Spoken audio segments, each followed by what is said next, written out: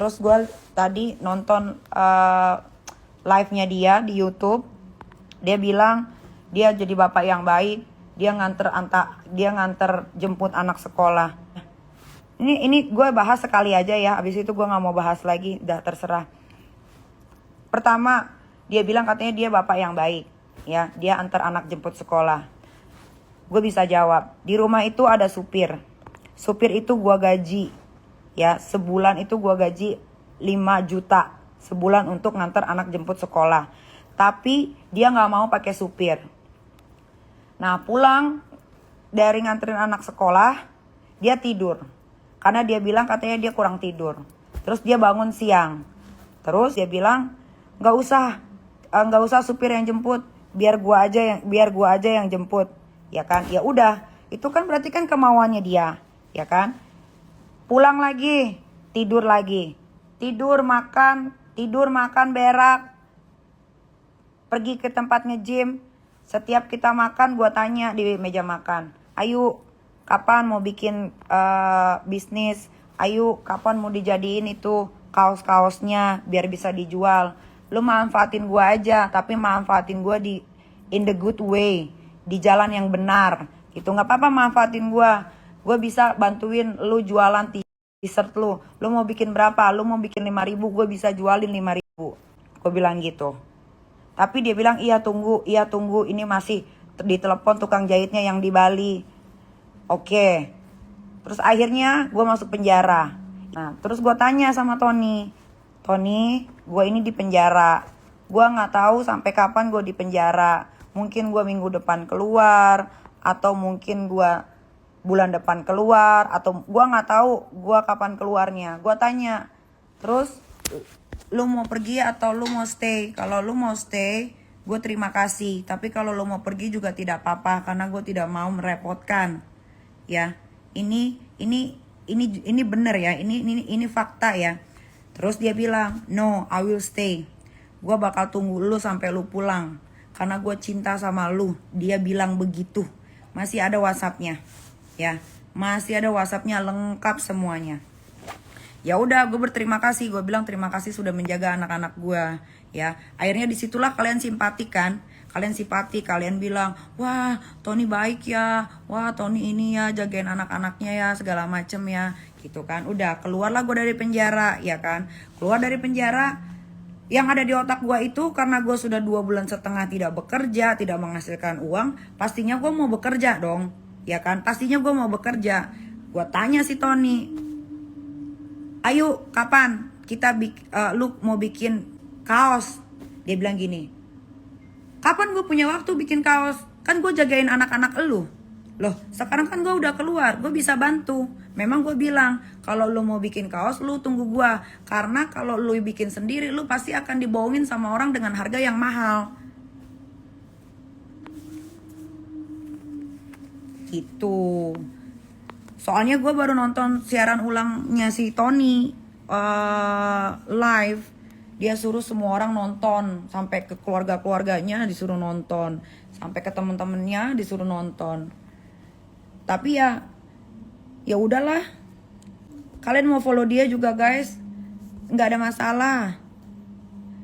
Ya, terus habis itu Januari sempat berantem gara-gara dia bilang, kapan gue punya waktu untuk ngurusin kaos segala macam ini itu, sedangkan gue ngerawat anak-anak lu. Terus gue bilang, Tony, kan ada 4 pembantu di rumah, anak-anak gue pasti nggak akan kenapa-napa. Lagian kan lu cuman pakai laptop, pakai handphone, nggak pergi kemana-mana. Kenapa lu jadi marah-marah, ya kan?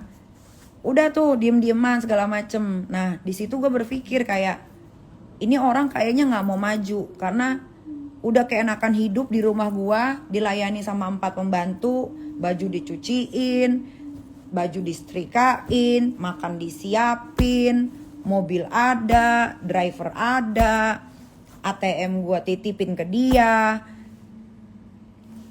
semuanya gitu. Jadi mungkin dia merasa sudah nyaman, akhirnya dia malas-malesan. Nah, karena gua ini kan orangnya pekerja keras, gua ini nggak, coba gimana sih jelasinnya dia? Dia duluan soalnya yang posting-posting soal gua padahal cuma posting satu video pernikahan doang. Karena gua pekerja keras, gua maunya lu juga bekerja gitu.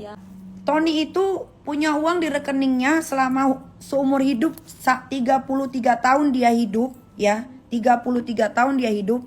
Dia cuma punya uang di rekeningnya itu sekitar 800 apa 900 juta. Itu dia liatin ke gua. Dia bilang ini adalah uang gua dari uang asuransi, dan gua nggak akan punya uang lagi dari sini. Gua cuma punya uang ini dan penghasilan dari polisi yang sudah gue tidak jadi polisi lagi, tapi gue tetap dibayar 20 juta setiap bulan. Nah, tapi dia kasih ke gue 20 juta itu 3 kali. Memang betul dia kasih gue 20 juta itu 3 kali. Gue masih pegang semua WhatsAppnya. Karena setiap dia kirimin gue duit, gue selalu bilang, ini untuk apa? Nggak usah gue kembalikan. Dia selalu bilang, tidak, ini buat kamu.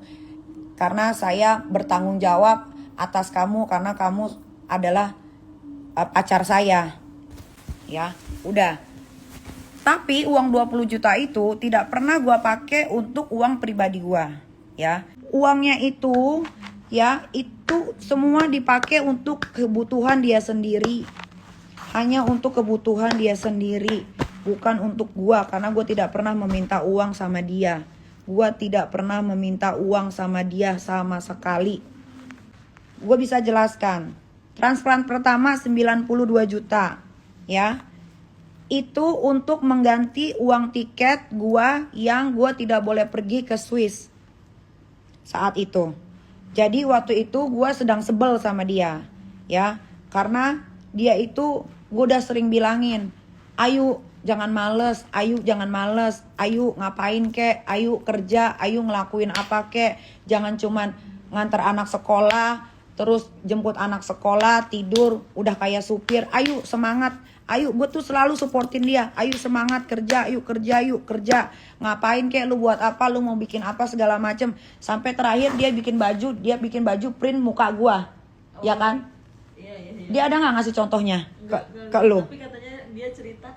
Dia ada nggak ngasih contoh baju printan yang pakai muka gue? Enggak. Nah, sampai sket gitu kan? Yang di sket itu, iya, yang gue di kamar mandi pakai baju putih. Nah, udah kan, udah. Stop di situ, gue bete sama dia.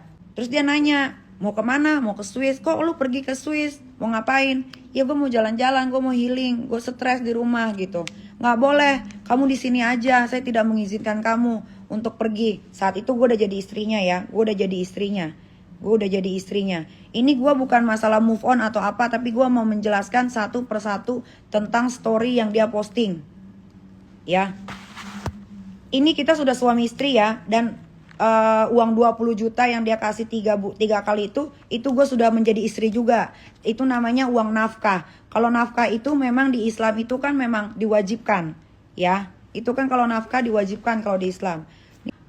Dia bilang gue nggak boleh pergi, lu nggak boleh pergi, lu harus di rumah aja sama gue nggak mau lu pergi. Sampai dia nangis di kasur, dia peluk gue. Dia nangis, please don't go baby, please, I love you so much, I'm sorry kalau gue bikin salah sama lu, gue nggak akan males lagi, gue baru sadar ternyata memang gue di rumah cuman diem aja. Ya udah,